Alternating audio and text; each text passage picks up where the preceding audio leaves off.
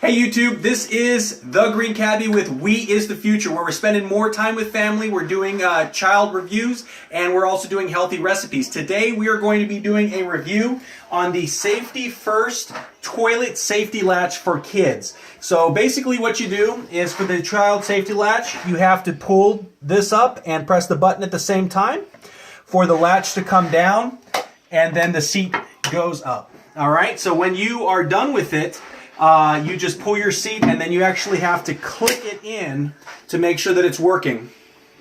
Now, one thing that we do stress is that on the base, you want to make sure that you let it sit for at least 10 to 15 minutes before you allow your child access to it. Our son was actually trying to pull the handle and almost pulled it off here at the base when we first installed it. So you need to make sure you let the adhesive get in there and actually harden before you allow your child access to it. And I know a lot of people are going to say, oh, well, your kids shouldn't be in there, stuff like that. But you know, kids are fast and they have the ability to get places quickly and try to get into things. So hopefully this was a helpful review today. If it was, please give us a big thumbs up. Please favorite, please like, please tweet, please pin, and make sure you spend time with your family. We'll talk to you later.